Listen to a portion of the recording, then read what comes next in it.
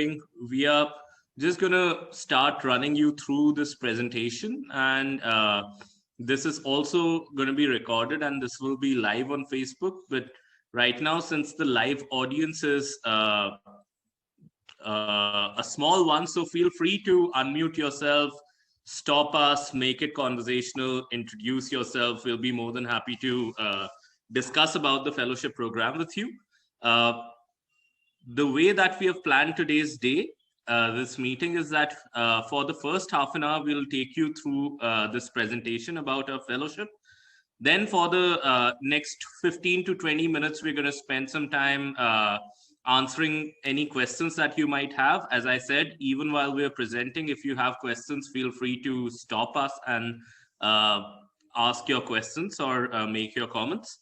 And then after that, we have a very scintillating discussion planned with Mr. Anil Swarup, who was the Education Secretary at the Government of India and who has also served as the Coal Secretary in India. So with that, I'd like to welcome everybody who's attending or seeing us live. Welcome to the Global Policy, Diplomacy and Sustainability Fellowships info session for the round 2. Just to begin with, let me share a quick idea about what this fellowship is about, who's the team behind it, etc., etc. So I am Arpit Chaturvedi. I'm the co-director of this fellowship. I also serve as a faculty member at the San Francisco State University, and I head an organization called Global Policy Insights, which is a centrist think tank which works on public policy, diplomacy, sustainability, things like that. And I've also co-founded another organization with Ishan, and this organization is called NVPOL, and we do a lot of interesting stuff on climate change, biodiversity, and things like that. I teach the comparative public administration course at the fellowship. Before we move forward, probably if Ishan could come in and just say hi, introduce himself. Yeah. Hi, everyone. It's really nice to see all of you. I know it's a small gathering and we're expecting more people to jump in, but I can already see that some of the people who are here are some of our applicants for this cohort. So welcome to all of you, and welcome to all those people who are joining us live on Facebook. I know that we're also going live on Facebook and we get tremendous audiences on Facebook as well. As Arpit mentioned, before I pass it back to Arpit, please feel free to jump in, have a conversation with us. The interview session, the fireside chat, only starts in about an hour. So till then, we can have a conversation and also through the conversation explain to you what we aspire to be with the fellowship and what we be with the fellowship. So both the aspects of what we can expect through the fellowship. Again, I'm Ishan Chaturvedi. I am the co-director of GPODS Fellowship, as Arpit mentioned. I am also an environmental lawyer by qualification. I hold a master's in environmental law and policy from Stanford Law School. I worked with the UN in the past, and now I am the assistant dean of Jindal School of Environment and Sustainability in India. I am also the co-founder of NVPOL with Arpit, who's here. But I think I would not be going too far if I say that the most cherished project, which has got international acclaim within 3 months of it starting out, is the GPODS Fellowship. And that is what we're here to discuss. And again, I welcome you all. And let's have a conversation about something that we hope can change everyone's life. Thank you. Thank you, Ishan. So going back to what this fellowship is all about, if you see those 4 words written at the bottom of the slide over here: interact, immerse, involve, evolve. I think if someone were to summarize this fellowship, it could be summed up in these 4 words, because we really believe that the power of interaction, immersion, involvement leads to the evolution of humankind. We have seen that happen in the first cohort of our fellowship, which ran from October to December. A bunch of 30 vivacious fellows from all across the world got together with 40 mentors from 14 different countries. And what started as interactions on issues such as climate change, issues such as nuclear proliferation, issues such as, the world getting a lot divided into echo chambers, into people who don't want to hear each other's opinions. All of those walls started breaking down when we started interacting with each other. And the idea behind this fellowship is that some of the challenges that we think that our world faces are related to public policy, diplomacy, and climate change. So if we are able to create a cohort of committed individuals across the world who can first interact with an open mind and discuss what are the issues around public policy, diplomacy, sustainability, and they can immerse themselves into collaborative projects and sharpen each other's mental models. That in itself is the trigger for innovation. That in itself is the trigger for us evolving into a better humankind. So that was the fundamental idea with these three tracks. Now, coming down to what this fellowship is about, again, as I said, it's about global policy, diplomacy, and sustainability. What we realized when we were designing this fellowship is that we need a network of people who can think globally and act locally. And what we realized was that a lot of times these discussions, they get tucked away into silos. So that's the reason why we thought that giving it a global flavor is important for the kind of problems that we are dealing with. Look at the things that we are dealing with right now. The coronavirus, it's not local anymore. What happens in one part of the world affects very really the lives of people living all across. And just something I won't call it simple, but then just something that we cannot even see by our naked eyes, the virus can really impact and shake the whole world from one corner to the other. So that thing in itself has implications about public policy, implications about international relations, and implications about sustainable development. And our idea was to offer cutting-edge courses, workshops, and lectures, seminars by accomplished individuals who are working at the forefront of these three disciplines to share their mental models and their worldview with our fellows. And that's where we are with the GPODS Fellowship. So over to the next slide, please, Aditi. So one of the things before we get onto the specific differentiations of public policy, diplomacy, and sustainability, especially for those of you who are planning to apply or who've applied and want to know what they should be looking forward to. This is something that I discuss often in my classes, in my lectures as well, but especially when it comes to GPODS, it's been one of the mainstays. That why is GPODS and why not a separate fellowship on sustainability and a different fellowship on diplomacy and a different fellowship on public policy? That is simply because as we head more and more into vocational super specializations, you realize that none of these are watertight compartments. These super specializations will flow from international relations. For example, if you take the Ethiopian dispute that has been going on, it has implications of water diplomacy to it. So there's a sustainability angle to a war, almost a war that has been going on. There's a sustainability public policy angle to why a certain amount of water is required off the coast of China. So these are very malleable fields which have to feed into each other for you to become an expert in any of these fields or all of these fields. One. Secondly, when you are so there are two places where you could come from. You could be a graduate student or a young professional who already holds a degree in one of these fields and wants to become an expert in those fields.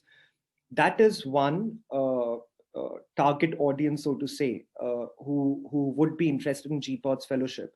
But what if you're a couple of years down your professional life and you already have, say, an expertise in international relations or diplomacy, as we call it, but you understand how important climate change and sustainability is going to be, or how important public administration and public affairs is going to be. That is where you want to diversify your skill set. And that's where you want to become an expert in each of these fields going forward. Another important aspect that I just wanted to mention here really quickly is that we get a lot of queries saying that I am a sustainability professional, or I am an IR professional, or I am a public policy professional, but I have absolutely zero background in any of the other fields. So would this be right for me? And to give my courses example, the global seminars, global commons and environment seminars course that I take during the fellowship, we start in the first lecture with the question, what is environment? That's ground zero at which we start. And our last lecture of the 10 lecture series is risk assessment in climate change and modeling in climate change. So you can see the kind of length and breadth we cover from ground zero to the cutting edge conversations that are happening in each of these fields. So even if you're not an expert in any of these fields, please don't be intimidated by the fact that I don't know much about this field, so should I go ahead with it?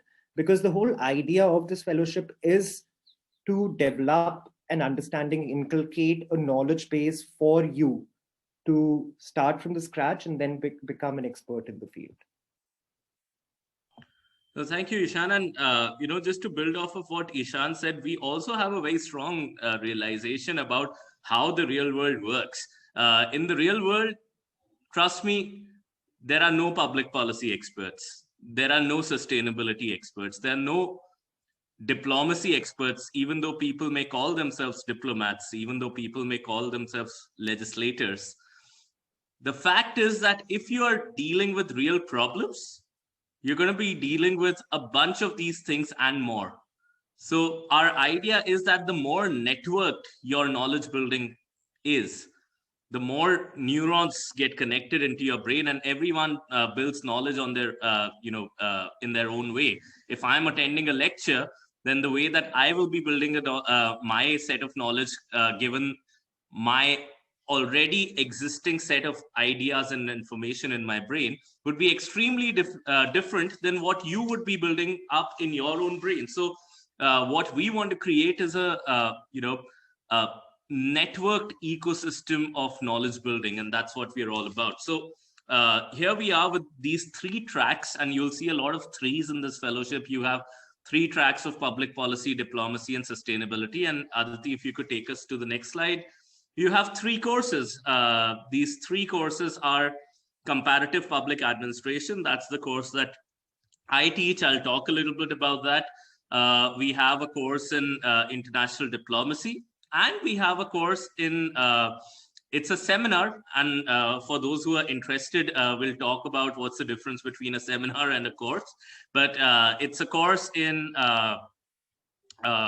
global commons. So all of these things that we're dealing with, and Ishan will be able to talk about that a lot more. Public health or, clean air, all of these things are global commons, because whatever happens in one part of the world, it impacts the other, and it's a common resource pool that we're dealing with. So we have a seminar in global commons, which focuses on climate change and environment. So these are the 3 courses. These are graduate level courses, 20 hours each. And in designing each of these courses, what we did was that we studied the course syllabi of the top universities in the world who are at the cutting edge of the research in all of these 3 fields. So if we are talking about the comparative public administration course, we would have, examined the syllabi and the course structure of various universities, including Cornell, Columbia, Berkeley, Stanford. And after distilling through all of these syllabi, we have created a course which is 20-hour long, digestible, and something that would really change the way that you look at things. in that particular domain. Then in addition to that, we have 5 workshops. And similarly, for these workshops, what we did was that Ishan and I, we were at the World Economic Forum last year when, that meeting used to happen in person.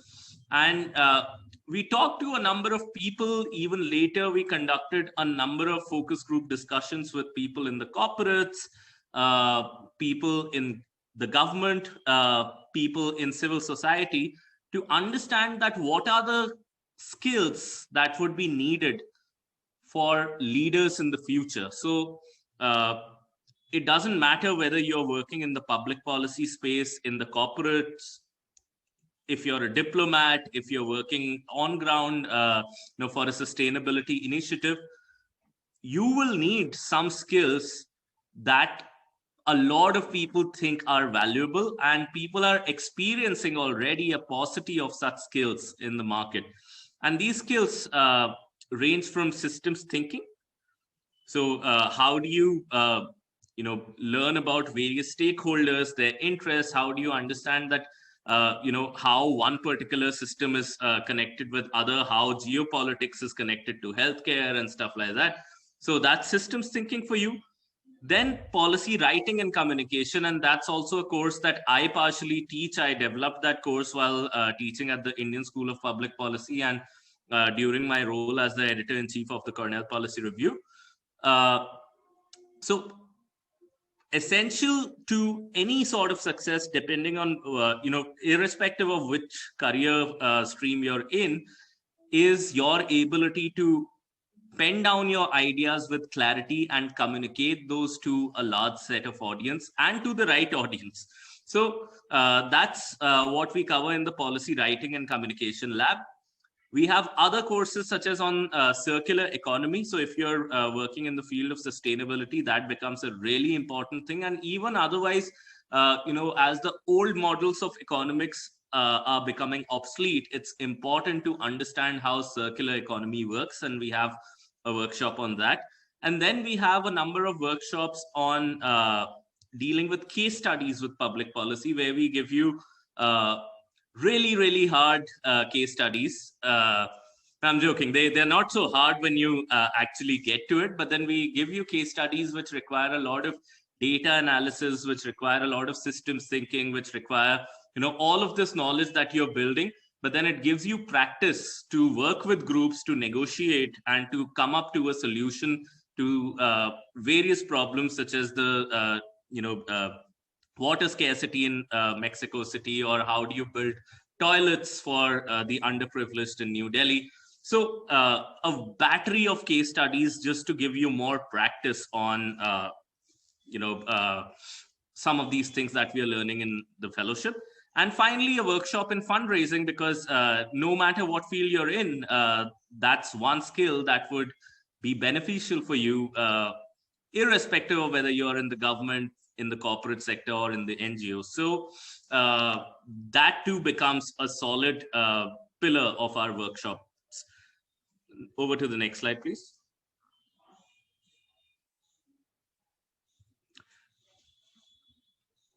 Right. Thank you. So, yeah, I think I've talked about the workshops. Ishan, do you want to talk about the mentorship component? I was just going to say, so as we were discussing right at the beginning, what was the idea behind the GPODS Fellowship? Now, from personal experience, and I'm sure all those attending would relate to this as well, there are two things that are needed when you start your journey, or that there are two differences between an 18 or a 25-year-old professional and a 45, 50-year-old professional. One is obviously the first-hand experience that you gain, the knowledge that you gain by working on problems as you go along life and your professional career, which is where the knowledge base of public policy, CPA, comparative public administration, or international relations, or sustainability and global commons comes in. But what about the second difference between a 25-year-old young professional and a 45-year-old experienced professional? The second point of difference is the network that you make. So over the next 20 years or 30 years of your vocational life, you'll realize that one of the most important things in your professional career is knowing the right people, speaking with the right people. And it takes 20, 30 years just to get a network going. So this is something that we want to fuse in our fellowship. So as you know, as has been advertised and Arpit has already mentioned, we have 40 plus mentors who are industry leaders. You talk of any major global organization or industry, and that is represented as a mentor through a mentor in this fellowship, whether that's the United Nations, uh, consultancies, major consultancies of the world. We have someone who was the head of Bill and Melinda Gates Foundation earlier, and we'll go through the mentors separately as well. But what is mentorship? Because mentorship is not just arranging guest lectures. Yes, we have guest lectures by these mentors when they teach you about their experiences and their professions and their academic experiences. But there's more to mentorship, because otherwise it would have just been guest lectures. It becomes mentorship because each of these mentors, the people from the United Nations, people from GIZ, people from Bill and Melinda Gates Foundation, they not just talk about their experiences and conduct a lecture on their experiences, but they sit with you privately in what we call the interactive office hours.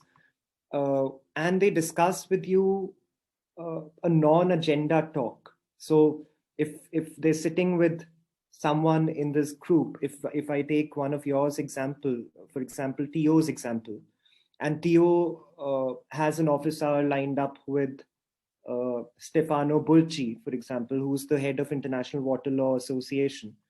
Theo has the opportunity to then ask him, listen, I want to join this organization. How do I go about it? Or this is where I want to see myself in 20 years. How should I build my career? Or I want to pursue a PhD in such and such course from Yale University. How should I go about it? So just the opportunity to interact with one of the biggest names around the globe in their expert field is what lends mentorship, the mentorship to guest lectures. And that's the whole idea of providing mentors. Another thing that and as you might have noticed, it's global policy, diplomacy, and sustainability fellowship. So we make an extra effort to include mentors from all across the globe. We have more than 14 countries represented, various continents. Mentors are coming from various backgrounds, and that also gives our fellows the opportunity to develop their networks through these mentors in various countries, various professional fields and academic fields, and so on. So those are the important aspects of mentorship that we always want to specify when we're discussing about the fellowship. Now, since we're talking about the mentors, we'll just quickly go through some of the mentors that we have. We have the chairwoman of GIZ. For those of you who are from either an environment background or from Europe, you must have heard of this. We have Fernando Pena, who is the Director of Government Relations at Jackson One Public Strategies. We have Professor Christina Voigt of the University of Oslo. She's also the head of Climate Change Task Force of International Union for Conservation of Nature, and one of the people who actually drafted the Paris Agreement, the COP21 Paris Agreement. We have entrepreneurs like Dr. Ravi Mariwala of the Marico fame and a water scientist himself. We have Elizabeth Prima, who till very recently was the head of Environmental Law Division of United Nations. She has just become the executive secretary of one of the most important international organizations, which is the Convention on Biological Diversity. We have Professor David Tipping, who is an international expert in water and water management, sustainable development, disaster management, disaster recovery. We have Mr. Dr. Sanjay Baru, who is the director of geoeconomics and strategy, delves into public policy quite a lot, even international relations.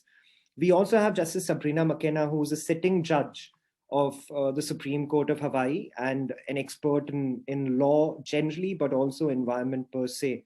So as you can see, we have experts from all across the globe. Arpit, do you want to take over? Sure. Here we have some experts in the international security field, such as you have Dr. Bastian Geigrich, who is the director of the Defense and Military Analysis and International Institute of Strategic Studies. We also have another academic, Professor Katarzyna Pisarka. And Katarzyna is the founder of a very interesting diplomacy academy at Warsaw, which is called the European Academy of Diplomacy. And this is a place where a lot of young diplomats are being trained, not only from Poland, but from all across the world. Again, we have Lawrence Perenza, who's an accomplished diplomat, very active in the NATO circles. She's the director of the Transatlantic Defense and Security Center for European Policy Analysis, or SEPA. And we have Professor Oliver Ruppel. And Professor Ruppel is, he teaches at the Stellenbosch University in South Africa, and he's an expert in international law and a director of the Development and Rule of Law program, which is called DROP. So in addition to them, we have in total 40 plus mentors this time, coming from 14 plus countries.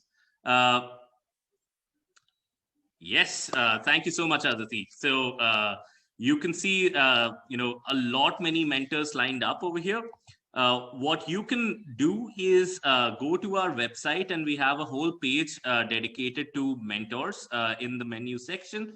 And you can look at each of these mentors' profiles. And if you're planning to apply, you can let us know in particular which mentor would you be most interested in learning from, and we'll make special efforts to put you individually in touch with those mentors as well.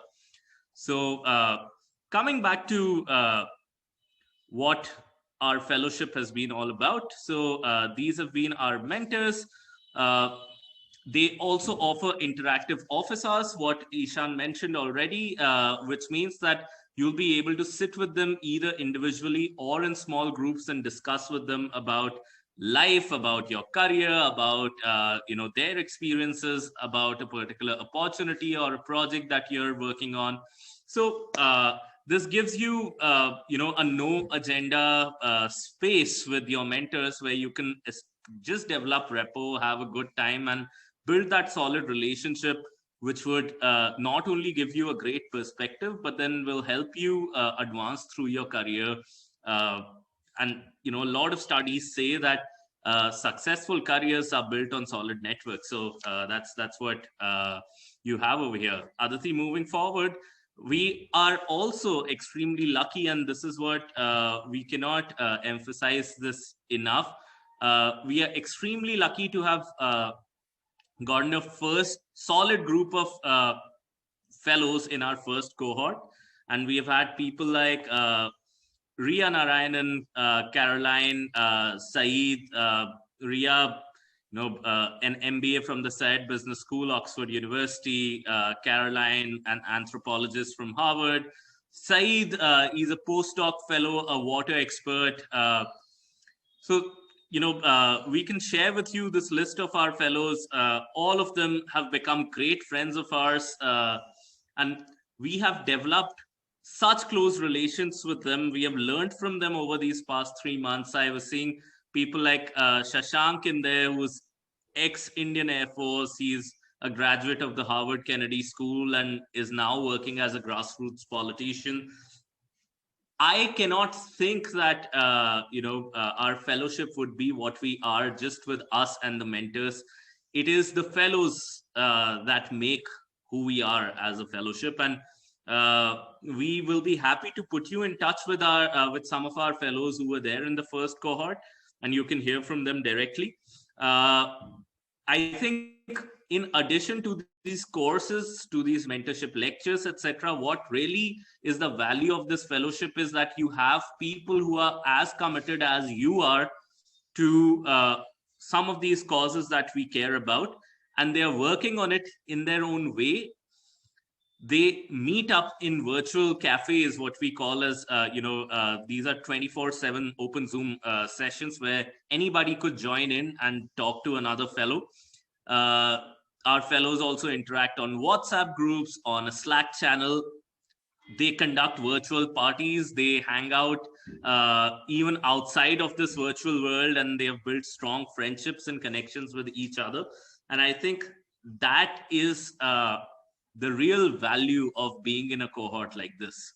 So, So yeah. I think to add to what Arpit was saying, and for those of you interested, we've already mentioned what GPODS is about, and obviously you'll see a lot more about GPODS on our website. Aditi will share the links in the chat box as well.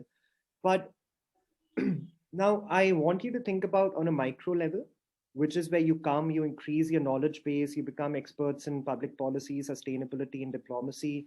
You have networks with the best mentors and global leaders from around the world, as you can see on your screen, including Supreme Court judges, legislators, foundational experts, professors, and such. But there's also one additional factor that you cannot underrate or undersell, which is the bonding, the intra-cohort bonding, and inter-cohort bonding, if I may, which Yeah. is you are a part of a very, very special hand-picked group of 30 to 40 fellows from across the world who are driven towards, who is driven towards these three goals. You share now your professional network with only 29 or 39 other fellows from the globe who are so well connected as you are.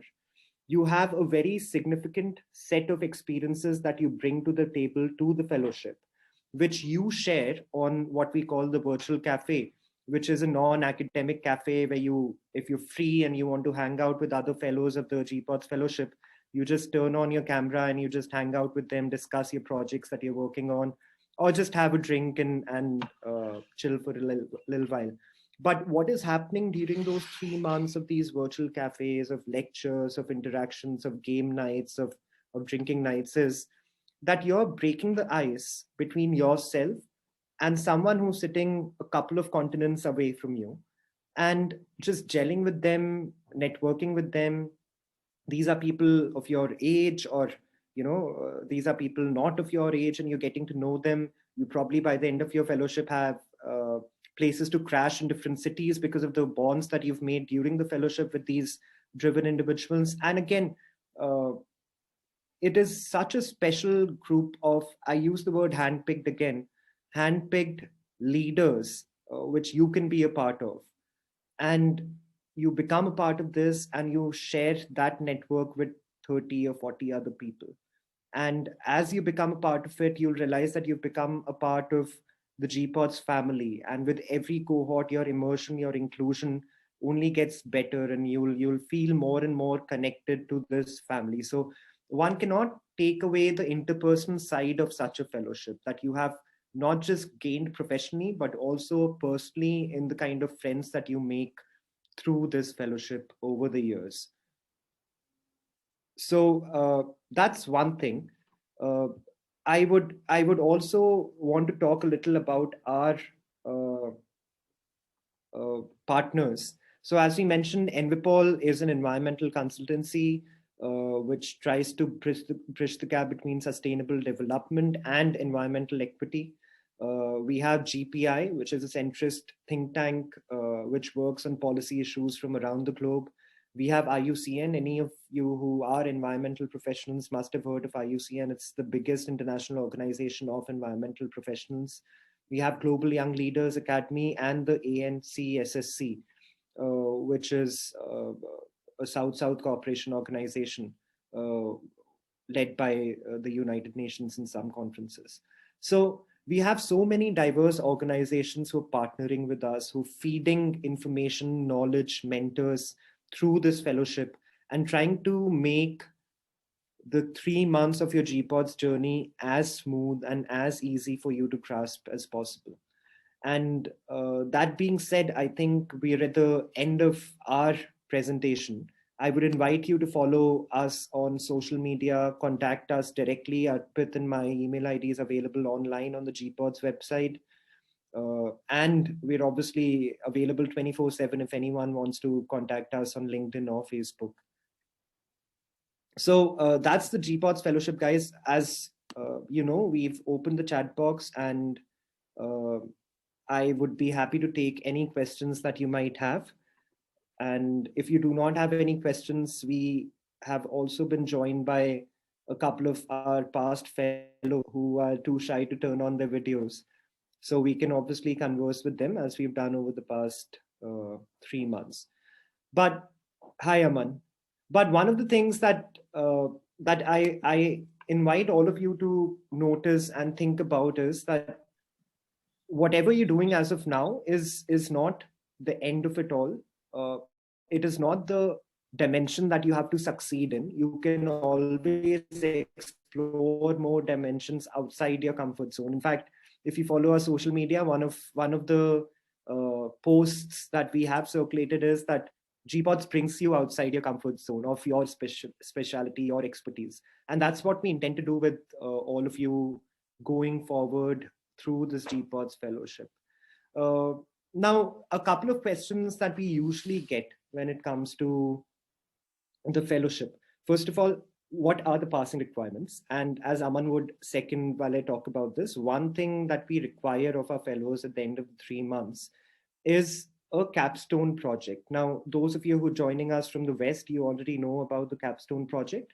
But capstone project is basically a 5 to 7 page amalgamation of everything that you've learned during the fellowship, or any of the conversations that have piqued your interest and you want to write on. But the whole idea is that by the end of the fellowship, you should have a publishable product that can be then published, circulated, and it lends to your profile further.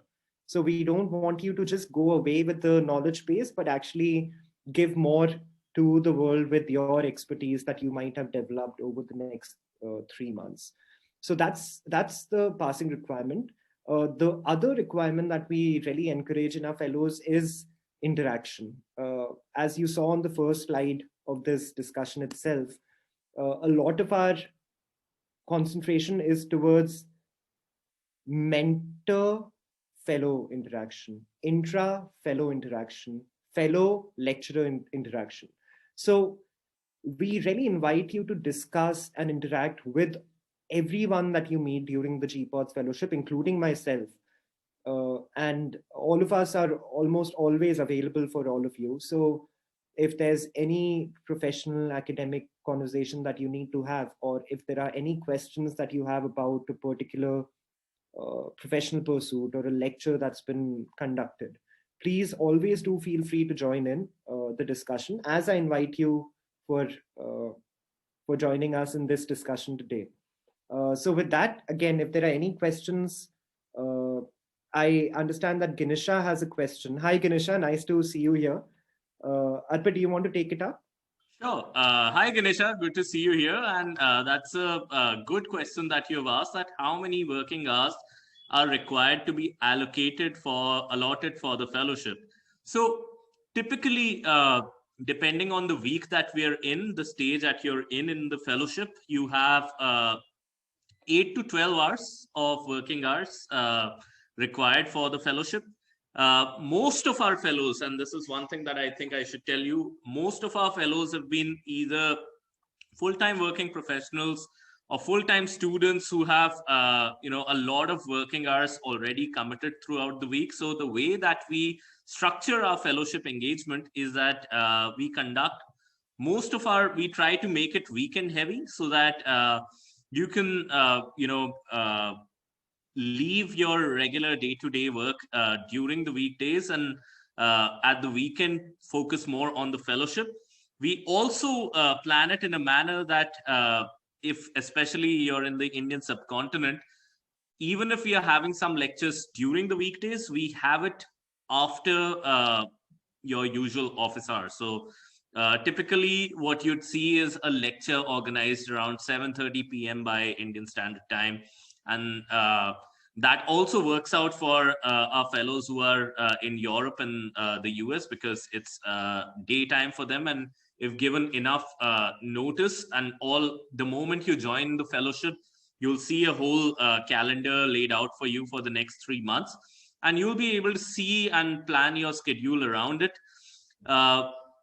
our fellows, I can see already a few of them. Aman is here.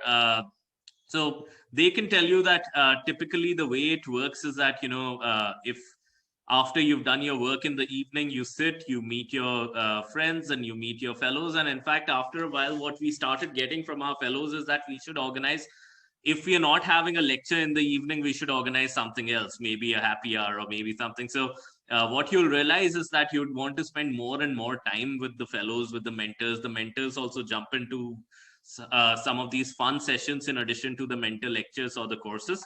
So that's what we typically have, 8 to 12 hours in a week. So another important point there, Kinisha, and again, like I really appreciate the question because we do get this question a lot. As Arpit mentioned, juggling between the fellowship and your professional career, professional life, or your student life is not difficult because it's not juggling in the first place. It's conducive to all the working professionals and academic students as well. But another thing, just in case, because you cannot really account for your preoccupation on that specific day, something might come up, you might have it in your calendar, but you might have to go somewhere or attend to something. For that, we also provide for asynchronous learning, which basically means that every lecture, and I mean the 60-hour lectures of the courses and every mentor lecture and office hour not usually, but if there are people who want it recorded as well, everything is recorded for your later viewing. So even if you've gone out while the live lecture is playing out, even though we wish that you do attend all the live lectures because it adds to the interaction and discussion, even if you're not available for the live lecture, you can always go back to your classroom, Google Classroom, and check out the recordings for that lecture, ask your fellows about what was discussed, and take a lot out of even not having attended the live lecture that was conducted specifically for you. And then, in addition to that, it also depends on, what are the extra opportunities you want to take up associated with the fellowship, because this time around, our fellows spoke at a number of venues, including the UN Habitat. They talked about, reimagining cities across the world in an event with UN Habitat. Our fellows also virtually led a panel in the New York Climate Week and at the International Dialogue on Migration. So these are some of the, if I may say, co-curricular things that come in addition to the fellowship. So if you want to take those up, we also provide those opportunities, but then that definitely means, planning your schedule accordingly. So, yeah. Any other questions?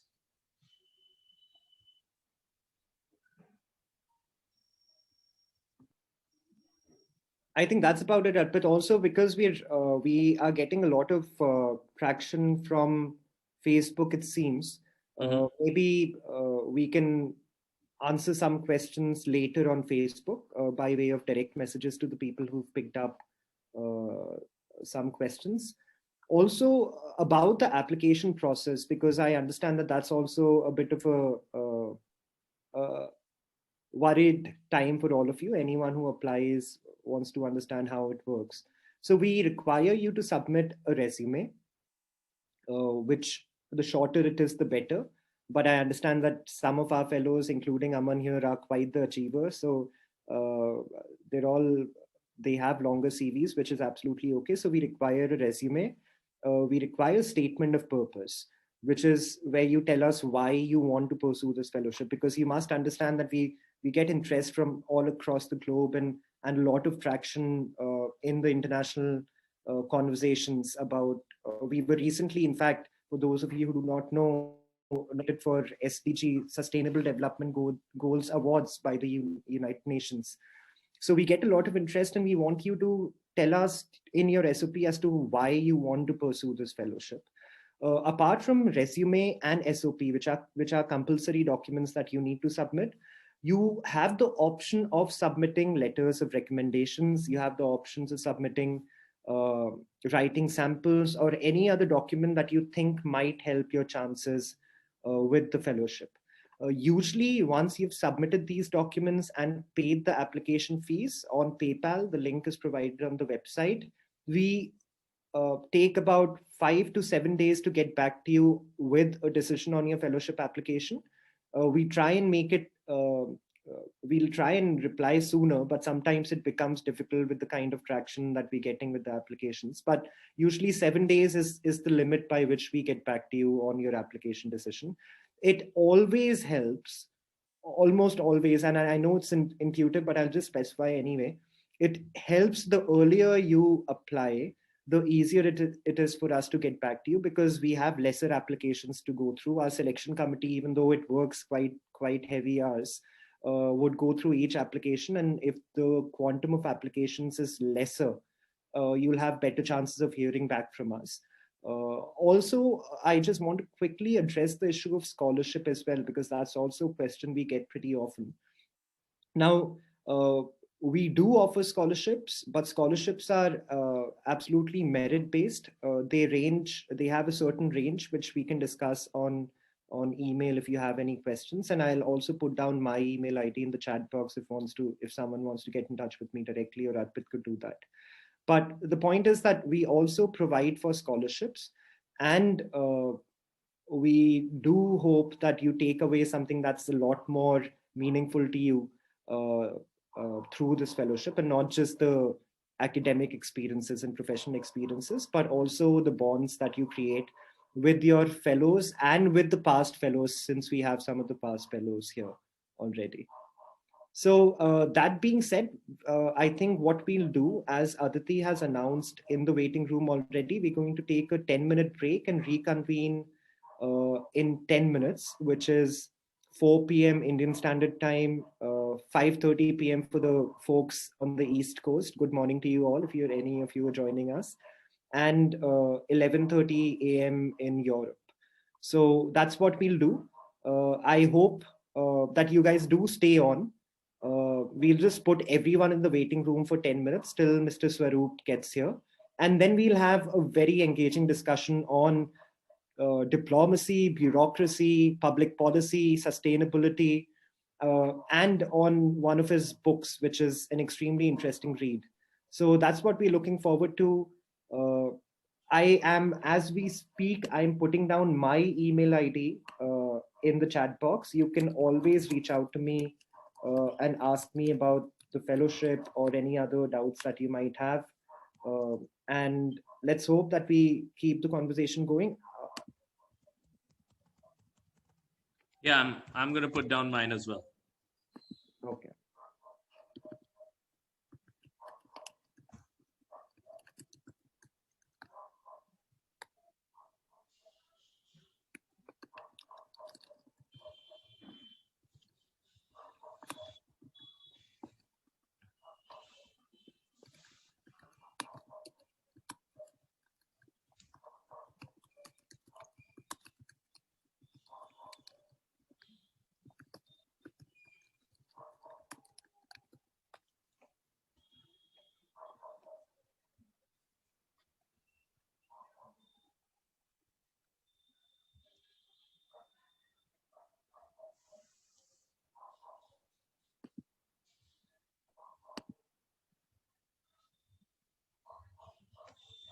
Arpit, ye to theek thaak.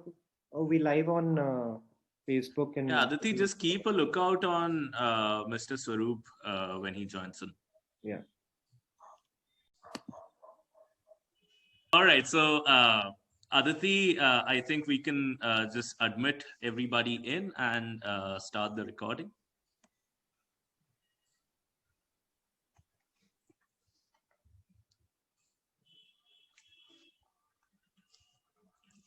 All right. Hello, everyone, from wherever you have joined us from. If you're in India, good evening. If you're joining us from Europe, good afternoon. If you're in the US, good morning. Thank you for joining us in this new year. Happy 2021. We've been through a tough year, and I'm really glad to seeing all of you over here. I'm extremely, extremely privileged to have been joined by Mr. Anil Swarup, who will be talking about his book. But let me introduce Mr. Swarup first. He's an author, a retired Indian Administrative Service officer of the Uttar Pradesh cadre, that's the state where I belong, where I hail from. He has 38 years of experience as a civil servant.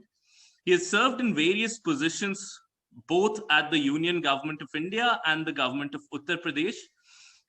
He was one of the most celebrated education secretaries of India. He was also the Coal Secretary in India and an additional secretary at the Cabinet Secretariat, additional secretary of Labor and Empowerment, Export Commissioner in the Ministry of Commerce and Industry of India, and has also served as the district magistrate of Lakhimpur Kheri during the Babri Masjid Ram Janmabhoomi agitation under the then Chief Minister Kalyan Singh. Thank you so much, sir, for taking out the time to join us and for engaging us in this discussion about your upcoming, of your newly released book, The Ethical Dilemmas of a Civil Servant. Welcome to the GPODS Fellowship discussion. Hello, a very happy new year to all of you, and thank you for inviting me here. Look forward to this interaction. Thank you so much, sir. And today, as I said, we'll be talking about Mr. Swarup's latest book called The Ethical Dilemmas of a Civil Servant. A fascinating book, Mr. Swarup, and I have to compliment you on the Shero Shairi and those little couplets that you've used every here and there in the book. It gives it a truly Indian flavor. And at the same time, I think that this is a book that can be read by somebody who's in any part of the world, because bureaucracy, as you've also rightly mentioned in the book, exists in all sorts of systems, whether you're an adherent to Marxism or to capitalism or whichever sort of a country that you're living in. All of these countries are being run by bureaucrats. The state has not gone anywhere, and the bureaucrats have stayed with it. But coming back to one of the core tenets of your book, I saw this one line that has really intrigued me, and I need to tell you that I was reading it on my Kindle, and I saw Kindle tells you the number of people who have highlighted that particular line. And I can tell you that over 100 people have highlighted this line, to be precise, 159 people, where you say honesty is necessary and not sufficient for the welfare of the people. Could you talk a little bit more about this particular statement that you've made in the book? I'm glad you picked up this line from the book. To me, it is seminal in the sense that a large number of civil servants are indeed honest, contrary to the general view. I cannot really say that all those honest officers are doing what they want. And the basic reason why I mentioned here is that a large number of us, or them now I can say, get away with being only honest. My take is a bit different. My take is that a civil servant being honest is a necessary condition, but not a sufficient condition for him to serve the people of the country. He's paid not merely to be honest, he's paid to perform on the ground. I have come across a large number of civil servants who are so obsessed with honesty that they stop taking decisions. And that's pretty tragic, because not taking a decision is being intellectually dishonest. It's being wrong, because if you don't take decisions, then things don't get done on the ground.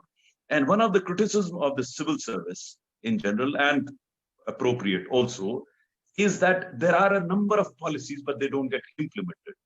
And implementation requires decisions on the spot. And unfortunately, we have started celebrating such officers who are only honest. In fact, quite a few of them carry this medallion of transfers, number of transfers that they've had. I've often wondered, is that is the basis on which a person should be evaluated, an officer should be evaluated? I repeat by saying that honesty is absolutely imperative and necessary. But being just honest doesn't help anybody. You have to perform on the ground. You know, the common man is certainly harassed if you are dishonest, but merely being honest, his purpose doesn't get served. He wants his work done. He wants to get things moving. He wants delivery on the ground. So apart from being honest, I have always believed an officer needs to perform on the ground. And that's what it means. Do you think that this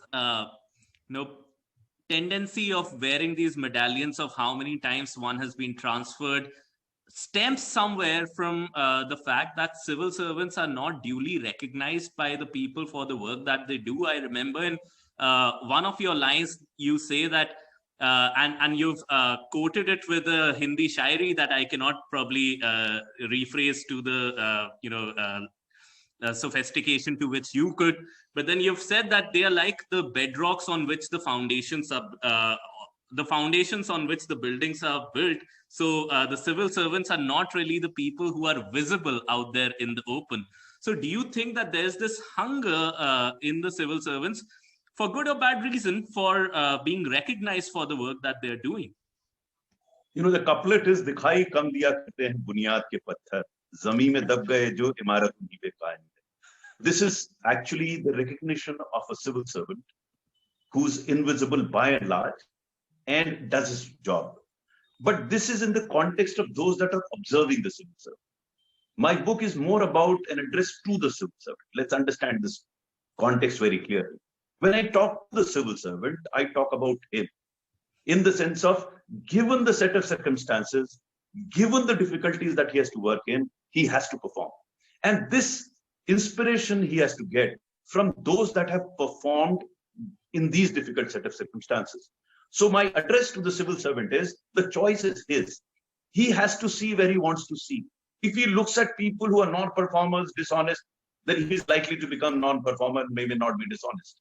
But if he looks at people who are honest and have survived and thrived and have done well, and I've taken a number of names in my book where such officers have done brilliantly. But unfortunately, some of us don't look at officers who perform and look at officers who have failed and then say honesty has failed. It's wrong. When you talk of Julius Ribeiro, okay, when you talk of T.N. Session, when you talk of these people, who are we referring to? These are civil servants who have performed in these very set of circumstances. But if we look at officers who've been dishonest, who've gone behind the bars, then obviously we will believe that all officers. So this is an address to those officers. Now, to an outsider, I'm beseeching them. And my entreaty to them is, please appreciate the good work. Because by appreciating good work, you'll be able to induce others, the fence sitters, to do good work. Now, if you keep condemning the bureaucracy, lock, stock, and barrel, then people will say, whether I work or not, I'm going to be condemned, I won't do it. So these are two separate sets of people I'm addressing. One, I am telling the officer to perform irrespective of the circumstances.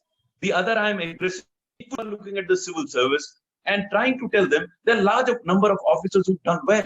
So why don't you appreciate that work? I mean, you should be critical of what's going wrong, but by not appreciating, you are not imparting value to good work. And if a bureaucrat does not perceive value in doing good work, unless he's driven from inside, he will not be able to do good work. So there are two separate sets of people I'm addressing, and that's how I try and bring them together. Absolutely, and I think this book has done a lot in bringing that together. And I'm happy to tell this to the audience that this message is not restricted to the book. Mr. Swarup has recently started a movement called the Nexus of Good, and I'd let Mr. Swarup talk a lot about how this movement helps foster this sort of a partnership, not only amongst the civil servants, but between the civil servants and the civil society at large, and celebrates the good models that we have for other people to recognize and to learn from. So if you could talk a little bit about the Nexus of Good movement, sir. This whole idea of Nexus of Good came when I became Secretary Education, Government of India. And I was a bit, surprised, shocked at the manner in which it was being presented that the nation wants to know only negative things. The world has either collapsed or it's about to collapse. So I thought, can't we think of an alternative narrative where some positive things could also be discussed? And this got reinforced as I traveled through the country in my capacity as school education. I visited 24 states and went deep interior into areas like Bastar, Sukma, drove from Pune to Goa, dropped down on the way to look at the schools, drove from Srinagar to Leh, not taking the national highway, going deep inside mountains to understand what was right or wrong with school education. And what I found was absolutely amazing. Some wonderful, wonderful work was being done, which was more in Delhi. Actually, unfortunately, in Delhi, we believe all wisdom resides here, very wrongly so. But I saw this wisdom all over the country. And I can narrate many incidents, some of which are there in my book. But I discovered wonderful work being done. So I thought, if I propagate that work a bit, can it help? It helped. And in one instance, which is there in my chapter of my book, where I explain how I visited a government primary school in a very interior area, I found that teacher extremely motivated, and his motivation got to be recognized locally. And then I brought him over to Delhi, he met the President of India, it got recognized there. And that model of Pastepada in a remote village has now been replicated in more than 50,000 schools of Maharashtra. So that was the power of positivity. That was the power of propagating good work. Why? The reason was very simple. Large number of people think that good cannot be done because they don't see it being done. Now, if I present before them good work that is being done, then they will start believing that good can be done because it is being done. That's the fundamental emphasis regarding Nexus Good. The second important point is that we in the government almost always curse the private sector, calling them, profiteering and this and that. Or everyone in the private sector feels that everyone is corrupt in the government. Both are equally wrong. In fact, there are brilliant people in the public sector. There are bright people in the private sector. I tried to propose this, and it succeeded to a certain extent, that why can't there be public-private partnership? Why can't good of the public can meet the good of the private? If all the rascals and ruffians of the society can come together and make life difficult for us, why can't good people come together? And that was where Nexus of Good was born. I'm glad to say that the foundation, we set up a foundation, is doing very well. Hundreds of people have joined this movement, and it's doing very well. People have started to believe that good can happen as they see hundreds of stories on the portal that good is being done. So that's what Nexus Good is all about. And thank you so much. I have personally attended a few sessions of Nexus of Good that take place in New Delhi. And I'm glad that now you've opened chapters all across the country so that the knowledge that resides outside of Delhi is also seen. So thank you so much for that. I wanted to understand, coming again to this whole issue of positive stories not being celebrated enough, and so much negativity that is there towards the government, towards the civil servant. And typically, as you say that, as you've also mentioned in the book, that, a lot of people just perceive the government to be inefficient and corrupt. And at one point, you draw a distinction between two types of civil servants. One is the dishonest, efficient, and pliable. And those are the ones that tend to do very well. And the other ones are honest, inefficient, and not pliable. So would you want to talk a little bit about that? This relates to the first point that you asked me, was the first question that you asked me. In terms of dishonest, efficient, or honest, inefficient, there are various combinations that you can think of. I mean, there is an episode given in my book wherein I say that a dishonest officer cannot afford to be inefficient. Because if he is, then he'll be behind the bars. The guys have to be efficient. So that's one. The other is, as far as honesty is concerned, my take is that the officer should clearly understand the difference between being accommodative to the politician and being totally head over heels, totally giving up. There's a difference between the two. So that subtle difference has to be understood. We have to understand that politician also works in a context. When I joined the civil service, I had this opinion, as most of us has, that all wrong in the country is because of politics. And very soon I realized that's absolutely wrong, because politicians also exist in this society as we do. So there are as many good, bad, and ugly politicians as there would be people in the society or in the bureaucracy. Because both bureaucracy and the politicians emerge from this society. They're not coming out from somewhere else, from Timbuktu. So hence, they carry with them those values system, good, bad, or ugly. Now, having understood that, if you start understanding the limitation within which the politics works, then you can get a lot of things done. So I remember distinctly in my career of 38 years, almost 95, 96% times I used to convince the politician to what I wanted him to understand. But there were 4-5% cases where he did not agree with me, but that's how democracy is. Ultimate decision maker is the politician. So you have to accommodate You can't say that I am the repository of all wisdom. I have got into the IS and everybody else is wrong. This is absurd. We must appreciate that politician has his constituency. Now, the difference is very simple. If a politician is asking you to do anything illegal, then you should say no. There is no compromise. But there is a huge amount of gray area where the law does not say no. In that sense, it's the job of the bureaucrat to see where he can accommodate the politician. Now, that's where the whole play is. You know, a large number of officers who claim to be honest, or probably are honest, feel that what they say is the ultimate truth, and they end up fighting with every politician.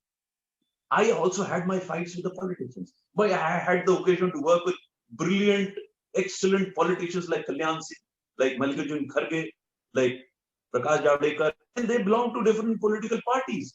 You know, outstanding politicians. I enjoyed working there. But there were others, one of whom was known as 25%.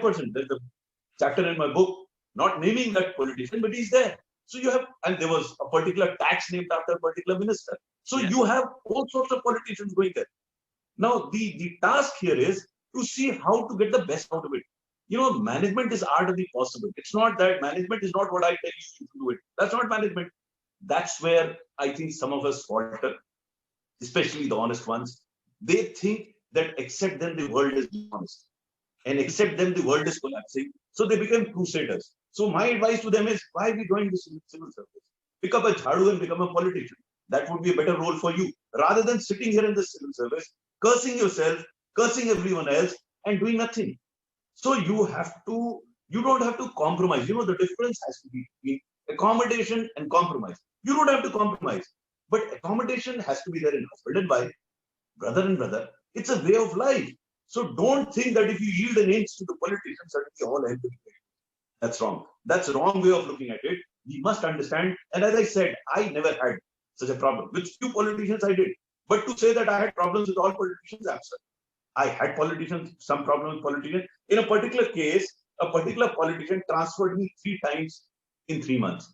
So be it. The moment they got to know that transfer does not impact me at all, they stopped. The problem is that we think transfer is a punishment, which is absurd. You know, in one of the instances which I mentioned in my book, I said, when my chief secretary is very upset because I was trying to defend a junior officer, and in defending that, the chief minister transferred. So I went on to explain to him, sir, why are you bothered? Transfer is like death for us. It has to happen. Why do you worry about it? And if you believe in Hindu philosophy, you will be born again. You will be posted somewhere else. So if you're going to be reborn, why hassle about it? Let him have the pleasure of transferring if he feels good about it. Now, once the minister knows or the politician knows that you are not impacted by transfer, you stop transferring. I had very stable stints. I was Director General Labour Welfare in Government for 7 years, probably the longest. And I had a number of ministers too. So I think, you know, we can continue to blame others. My book concludes by this couplet. खुदी को कर बुलंद इतना कि हर तकदीर से पहले खुदा बंदे से कुछ पूछे बता तेरी रजा क्या है. You know, it is incumbent on the officer himself. And I have said that in my book. You can't do a nut to anybody else, but you can do a lot to yourself. If you can evolve as an individual to be reckoned with, I think politicians will not bother. Thank you so much. And, you know, given the limited amount of time that we have, I'm just going to ask you 2 more questions, which have been lingering on my mind for quite some time. And you've opened up, the discussion talking about the relationship between the politicians and the civil servants. And that's a good segue into these 2 questions, and we can take them one by one. Number one is, in many other countries, in developed countries, including the United States, you have this system of politicians picking civil servants. So you do not have the kind of stable cadre of civil servants as we have over here, except for a few specialized agencies. A lot of research also says that, that system turns out to be more efficient and open because you can get technocrats, you can get people from the private sector, etc., into the civil services. On the other hand, in India, we have had the steel frame sort of a system. Do you think that eventually we should be moving towards a more open civil service system, or do you think that for Indian conditions, what we have is probably the way it should be? You know, I'm of the view that Indian context is totally different from the American context. We can't compare the two. In fact, each country has its own context and you have to evolve accordingly. And India would require whatever is left of the steel frame, because but for the steel frame, we would have been really in trouble. Look at the countries who did not take care of the steel frame in the subcontinent and what happened to them. Look at what happened to Pakistan. Pakistan virtually destroyed the civil service, make it subservient to the army, and look at where Pakistan is. Look at what has happened in Bangladesh. So I would believe that given the context of this country, civil service will play an important role. However, there is a chapter in my book where I talk in terms of the evolution of the civil service, how it needs to be redone. You know, my point there is very simple. I say that right now, there is no better agency than UPSC to select the civil service. But what it does, it selects brilliant and bright individuals. In that chapter, I talk about selecting leaders. Now, today we have tools to select such leaders. But unfortunately, the whole process of selection is such that you don't select leaders, you select people who can write brilliantly in those 3 hours. Now, that's one. The second, when you train the civil servants, as they do in the academy, and I go there quite regularly, you don't train them as leaders. You train them, again, you further hone their individual brilliance. So they evolve with brilliant individually, some of them as brilliant poets and writers and actors and players, sportsmen. They're all brilliant individuals. But I'm not very sure. There are exceptions who evolve as leaders, but they do it on their own. There is no conscious effort either to select leaders or to hone their leadership skills. So what really needs to be done is not talk in terms of total change, where you have the spoil system as there is in the US. I think what is required is start selecting the right people, start training them appropriately, start mentoring them appropriately. There's a whole lot of things that can be done, and they're not very difficult to do. But if you try and bring in the spoil system, I think we'll all get spoiled. India is a different context. You try and do that in India. You get the way people come from the private domain here and the way they it's a totally different system. They've tried with lateral entry, many of them have walked off already from what they thought. It doesn't work that way. Why not have the right? No, absolutely. And in fact, it's interesting that you mentioned that those tools are available. I used to work in a consulting firm which used to conduct assessment centers for private sector leaders to understand who all have various leadership potential. So, those are some reforms which could be incorporated, given the, obviously adjusting them to the scale and the cost and volumes, etc. And also, what you said about my thesis at Cornell, let me just bring that up, was about performance management of the Indian administrative services. And I was surprised to find out what you just said, was that there is no clear linkage between the performance of a civil servant to the kind of future roles that you are training them for. So the training and development system and the performance management system, they are not working in tandem as they should for the Indian administrative services. And that's probably one thing that UPSC should be looking at.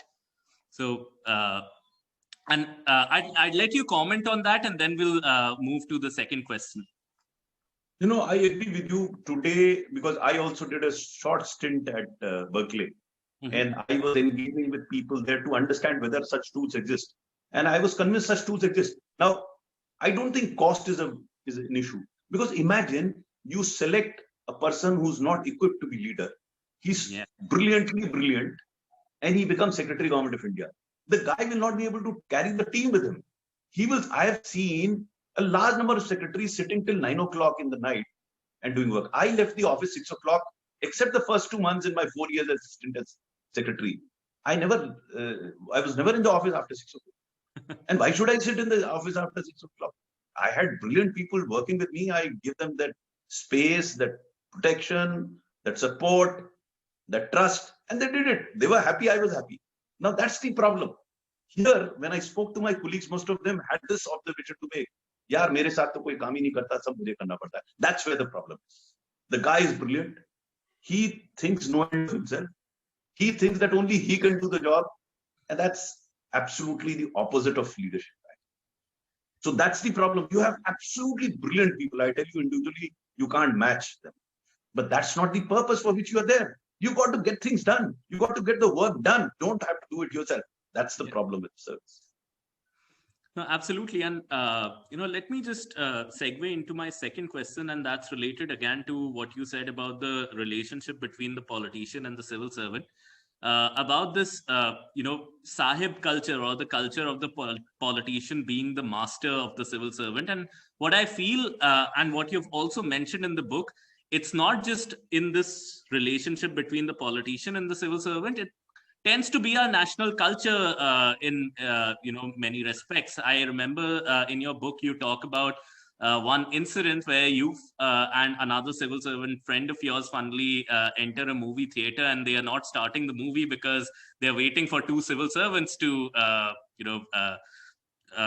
join the show, and those turn out to be you, and somebody told them that there's these two IAS officers coming in.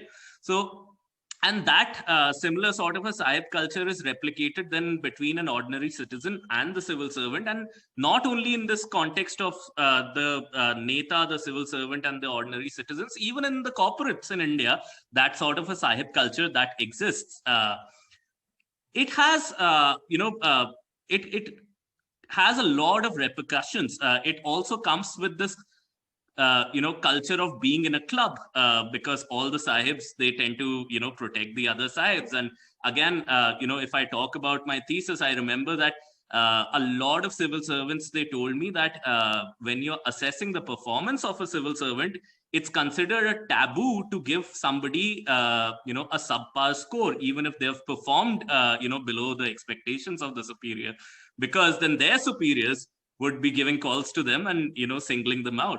So I want to hear about your views on this sort of a hierarchical Sahib culture, as well as this club culture that exists in tandem with that, and what can we do about that as First of all, the youth of a nation? First of all, I think we all belong to a feudal system, and we haven't really got out of it. So that feudal mentality is not merely in the bureaucracy; it's through the society. And bureaucracy is just a manifestation of that feudal culture that we have. The second part, I don't totally agree with you, because an article will appear next week, which I'm writing on the absence of ethos in the IS. There's no ethos.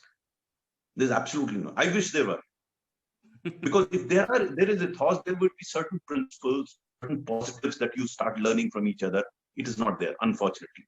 So this whole concept of IS officer saving another IS officer does not exist. I've seen it from inside. If need be, they will dig each other's grave. And that's what is happening. That if there were ethos, they will do that.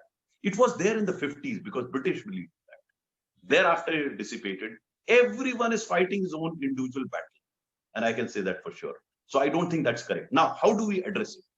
We address it by, one, as I started by saying in the previous answer to the previous question, select people who are leaders. They will understand the importance of working in a group rather than as an individual. They will understand the importance of individual brilliance, all right, which they are, but in group brilliance. Mm-hmm. They will understand the importance of evolving an ethos, where a new person who joins the service gets absorbed in that ethos rather than creates his own. And he lives his own ivory tower. So this needs to be done, can be done actually. And this is very important. The reason is very simple, that an IS officer, most of them occupy such critical positions that if you don't do that to them, they will destroy the government. It's much easier to destroy. Building is very difficult. And when they build, then they will build this as a part of a system, not as an individual. That's the second point. Because if you evolve a system, then it will sustain over a period of time. If an individual is only the person behind it, then the moment he goes, the whole thing will collapse. So I'll give you an example. So for example, when I was school secretary, I was very particular about creating a system so that I become redundant. Mm-hmm. That was my objective in each assignment, that I want to become a redundant system takeover. I could do that because to begin with, as school secretary, I spent nights in the office. At the end of 2 years, I had only 45 minutes of work. And I'm glad to say, 5 years down the line, today, the systems that we created are being used for core block auction even now. So you got to create those systems. It's not individual. You may end up getting a lot of credit for it, but fact of the matter is, the real test of what you create is when you're not there. So for example, this health insurance scheme. RSPY. I tried hard, couldn't create that institution. But the idea was so strong that the current government, after struggling for 3 years, picked up the same idea, gave it a different Swarup, and it became Ayushman Bharat. But what I have always believed, that we must have people who are able to create institutions and systems and themselves become redundant. That's very important. Again, that can be done. I mean, there's a chapter in my book which looks at this aspect of creation of institutions. Thank you. Thank you so much. We'd like to continue this conversation forward, but then before we open out to the audience, I know that you're running short on time. So if I may request you to say a few words about our fellowship and officially announce the second cohort, which is coming up, the second round of the fellowship. Our applications are open now. And if you could just share a few thoughts about what the confluence of policy, diplomacy, and sustainability mean to you. And after that, we'll launch our fellowship video. I'm so glad that you are doing this work of global policy, diplomacy, and sustainability, and you're giving fellowship for it, because all three are extremely important. Policies are critical, though it provides a direction on what happens. Of course, diplomacy in the international context is the key these days. Actually, the manner in which countries are negotiating with each other, they're interacting with each other, is totally dependent on the diplomacy of that particular country. And finally, and most importantly, sustainable. If any policy or any diplomatic overture is not sustainable, it's not worth its salt. We talked about sustainability earlier. We may create a splash here and splash there. That doesn't work. So for that, sustainability becomes very important. I'm so glad that you are looking at this aspect of sustainability in the context of policy, in the context of diplomacy. Congratulations to you. And I'm glad you're giving fellowship. I'm not young enough to be a part of that fellowship. Probably you won't give me one, but I would have loved to be there if I could. But in any case, if there is any occasion for me to interact with your fellows who are there, I would love to be around. Thank you, and compliments to you. Absolutely. Thank you. Thank you so much, sir. And with this, we'll launch the fellowship video. Aditi, if I may request you to start the video, please. Oh, I'll just play it.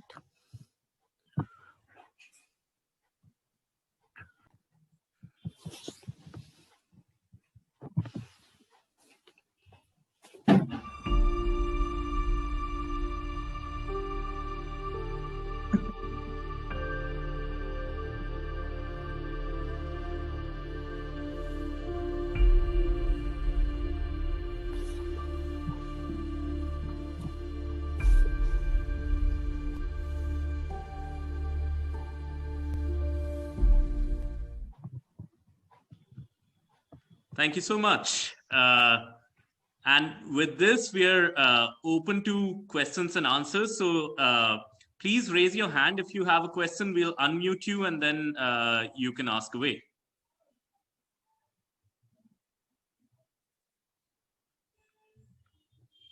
All right. Anybody with a question? I think, so I got direct message from Akanksha Sharma. Okay. I'll just read out her message first, sir. 1 second. Yes, so Akanksha Sharma is asking, how difficult is it to manage so many different fields as a civil service servant? So you yourself have been at the helm of the coal ministry, the education ministry, labor, all of these things. And that almost requires you to be an expert in each of these fields because you're heading that ministry. So her question is, what should one do as a civil servant to do justice to wearing so many hats and juggling so many roles? First of all, let me clarify, you don't have to be an expert. In fact, it will be troublesome if you're an expert because there are experts already around. You don't have to be an expert. And I have always held this view that this whole business of specialist versus generalist is nonsense. A civil servant, especially an IAS officer, has to be expert at managing men and women. You should be a good judge of men and women. You should be able to trust those men and women. You should be able to delegate them.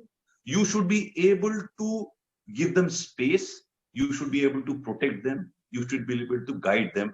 And you should be able to manage the environment around them, which they can't manage. If you can do that, you would succeed. The moment you start getting into the expertise of it, you are in trouble. Like, for example, the Prime Minister thinks that I'm a great technology expert, which I'm not. I can barely operate my laptop. But he thinks so because probably amongst the civil servant, I must have used technology to the hilt everywhere. And it's there in my book as well. I've demonstrated, and I'm convinced that a lot of good can be done through use of technology. I knew how to use the technology. I didn't know the technology itself. So this difference has to be understood very clearly. So you can give me any hat, because ultimately that hat means to me managing men and women. Get the right person for the right job and leave him alone. Don't your nose every day. Let him feel comfortable. But your job is in assessing people. Your job is in motivating people. Your job is to get them moving. You don't have to move yourself. Once you understand these fundamental principles, at least in the IS, you'll succeed. The basic knowledge you will acquire, because you can't get into the IS because without that level of IQ.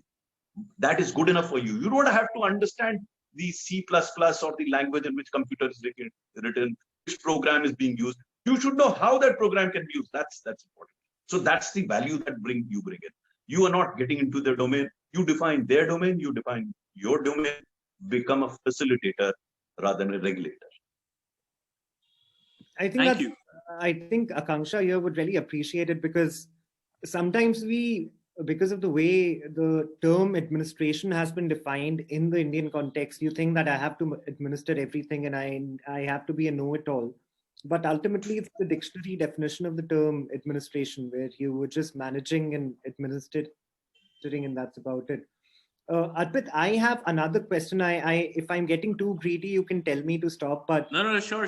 We have about 7 minutes to go. Okay, so again, congratulations on the book. I already wrote to you specifically saying how wonderful the book is. But one of the questions, and probably it gets into the whole concept of Aristotle's concept of good and bad and such things. But I think the central theme of the book is how to become a good civil servant, and then it explores various fields of what is good. But as if you take it to be a very Hobbesian view of things, that every man is selfish and every man is bad. If I am getting short-term advantage by being dishonest, how do you handhold a civil servant and tell him that there's actually benefit for you if you do good? And how do you explain to him the advantages of doing good and being honest and being efficient at the same time, as your book explains? First of all, I don't define what is good in the book. I don't even say what I did was right. What I say in the book is, this is what I did. This is what I thought was right.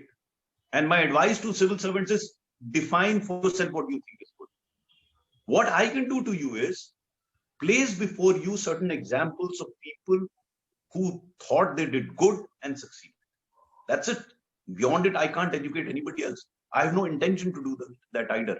The book demonstrates and illustrates that good work pays. There is a chapter called Honesty Pays. Because I'm trying not merely to give a theoretical formulation like Aristotle to him. No. I'm saying here are officers who acted in a particular manner. Yes, on some occasions they suffered, but by and large they succeeded. No, the choice is yours. You can look at officers, honest officers who failed. There are a number of IS officers who feel frustrated and failed. So I'm throwing the ball in the court of the concerned subject. And I'm saying is your call. However, let it be your call. Let it not be your Padosi's call. Let me exemplify this. This is not there in my book. Probably write subsequently. Most of the things that we do is for our Padosi. So I have still not understood, why do people buy Mercedes car? Because why should I spend another 70 lakhs of rupees ahead of my Bolino to buy a car which I will never drive if my driver will drive? And if I close my eyes and sit in it, it is no different from any other car. If that be the case, why am I buying Mercedes car? I am buying Mercedes car for my Padosi to see that I have a Mercedes. Now, if you expand this example to other things, I think whenever we start doing things for others, we are in trouble. So my appeal to an officer is, please look at what you need. If you need it, take it. But if you're doing it for your Padosi, then there's a problem. So you have to take a call yourself and then suffer the consequences of it, either being dishonest or honest. I mean, there are 2 chief secretaries of UP, former chief secretaries, who went behind the bars. So he has to understand that dishonesty can lead to that also. And honesty can lead to people who've done so well, like Mr. Yogendra Narayan, Mr. V.K. Devan. There are so many officers who've done brilliantly. So the choice is this. So I'm not telling him anything. Like typical Plato, not Aristotle, I'm merely turning his head towards life. Whether he wants to see it, whether he doesn't want to see it, is his choice. I can't. Thank you. Thank you so much for that answer, sir. And thank you for an answer with a practical, you have exemplified some really practical examples of people who have done this and who have survived the system. And related to that, we have Priya Sharma asking over here is, as an IAS officer, was there any moment in your life where you stopped believing in the system? No, I may appear to be a very confident, positive man. I never lost faith in the system, but I was depressed on a number of occasions. In fact, these lines, which I'm now going to mention to you, were an outpouring at a point when I was so depressed. And it's there in my book, though these lines have not been quoted. संशय नहीं मन में तेरी सृष्टि में अर्थ तू ही तू मेरे मन में समाया सब कुछ मैंने तुझसे है पाया फिर भी स्तब्ध हूं व्याकुल हूं अशांत शायद अनजान क्या यही जीवन है जो पापी है दुराचारी है क्यों जीत रहा निरंतर स्पष्ट करो अभिव्यक्त करो कुछ तो करो मेरे राम तो ये मेरी वेदना थी जो मैंने राम की धुन में डाल दी at a particular point in time in my service I was very depressed so there have been occasions but if you're an optimist it comes back and this is there in my book these lines are there in my book it says समय रुका नहीं हम क्यों ठहर गए अभी तो हम चले भी नहीं फिर क्यों थक गए उठो पथिक मत भ्रमित हो धूमिल अंधियारे में श्रेष्ठ वही जो घिरा नहीं हो क्षणिक निराशा में जागो जगाओ मन मत बहलाओ एक मसीहा तुम भी बन जाओ I feel inspired by these lines even today. So it's a question, there is no there's no single dimension to your existence. There would be multiple dimensions. There would be situations where you feel depressed. That's the real challenge in an individual. If you can come out of it, you'll succeed in life. Thank you so much. And on that note, we'll call it a day. For those who have joined us from abroad, I see Moritz over here and who could not understand the translation of these lines. You'll have to take a look at the book and figure that out. But in the book, there is a translation given to both these lines. It's translated in the book. You read the book. Yeah. Absolutely. But thank you so much, sir, for taking out the time. As always, a pleasure speaking to you. And thank you for spending this hour in the new year with us.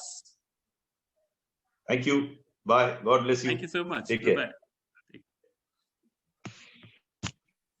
And with that, we come to an end of our today's discussion, our fireside chat with Mr. Anil Swarup. Thank you so much, everybody who have joined us from different parts of the world and different parts of the country. For people who have joined us on Facebook online, do check out our fellowship. Our applications are open and the early bird deadline is tomorrow. We also have another late application deadline on the 17th. So we'll be looking forward to engaging with you, and we are looking forward to interacting with you as fellows of the GPODS Fellowship. Thank you so much and have a good evening. Bye-bye. And a good day, depending on where you are.